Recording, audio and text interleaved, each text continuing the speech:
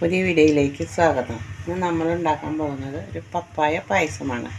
എനിക്ക് വേണ്ടത് പപ്പായ, ശർക്കര, നാളികേരം, ഒരു മുറി നാളികേരമാണ് എടുത്തുള്ളത്, 4 ഏലക്കായ, ഒന്ന് വെറൈറ്റി ആയിട്ട് നമ്മൾ കപ്പലണ്ടി ആണ് എടുത്തുള്ളത്, നെയ്യ്.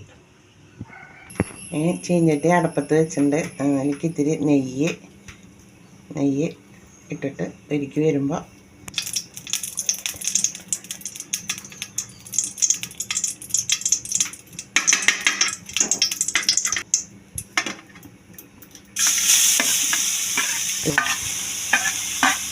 നെയ്യ് ചൂടായിട്ട് നമ്മൾ കപ്പക്കായ ഇട്ടിട്ട് നന്നായി ഒന്ന് വഴറ്റിയിടുക.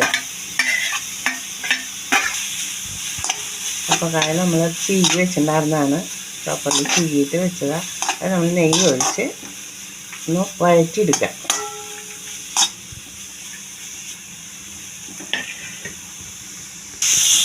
ഇത് വഴറ്റി വരുമ്പോഴേക്കും നമുക്ക് നാളികേരം ഒന്ന് മിക്സിയിലിട്ടൊന്ന് അടിച്ചെടുക്കാം.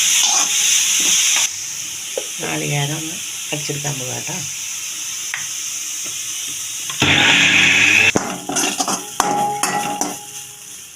പപ്പായ നന്നായി വാടിയിട്ട് ഇനി നമ്മൾ ഇതിലേക്ക് ശർക്കര നീര് ഒഴിച്ചു കൊടുക്കാം കേട്ടോ. ശർക്കര നീര് ഒഴിച്ചു കൊടുക്കാം.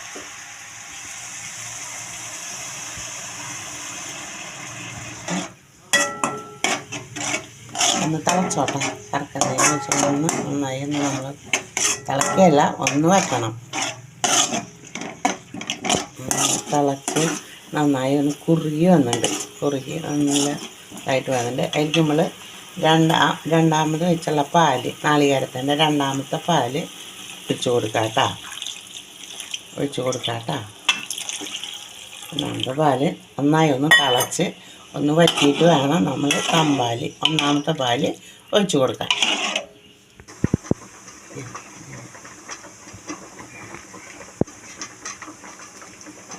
നമ്മൾ ഒരു പാത്രത്തിൽ നെയ്യ് ഒഴിച്ചിട്ടുണ്ട്. അതിലേക്ക് നമ്മൾ ഈ കപ്പലണ്ടി ഒന്ന് വറുക്കുക. നെയ്യ് ഒഴിച്ചിട്ടുണ്ട്, നെയ്യിലിട്ടിട്ട് ഒന്ന് വറുക്കുക.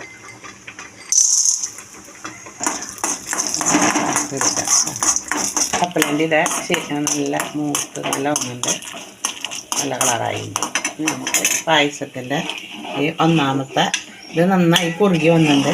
പപ്പായ ശർക്കര ഒഴിച്ചത് നന്നായി കുറുകി വന്നിട്ടുണ്ട്. അതിലേക്ക് നമ്മൾ ആദ്യത്തെ പാല്, നാളികേരത്തിൻ്റെ ആദ്യത്തെ പാല് ഒഴിച്ചിട്ട് നന്നായി ഒന്ന് തിളപ്പിക്കുക. നന്നായി ഒന്ന് തിളപ്പിക്കുക. തിളച്ചാൽ മതി.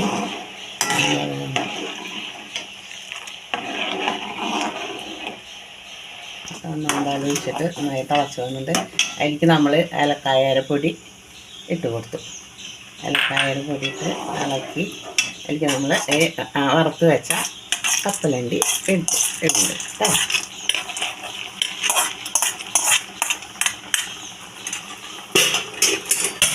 അതിലിട്ടിട്ട് സ്റ്റവ് ഓഫാക്കുക.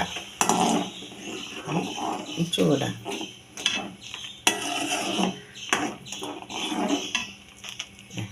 നമ്മുടെ പപ്പായ പായസം റെഡിയായിട്ടുണ്ട്. സബ്സ്ക്രൈബ് ചെയ്യാത്തവരുണ്ടെങ്കിൽ സബ്സ്ക്രൈബ് ചെയ്തോട്ടെ.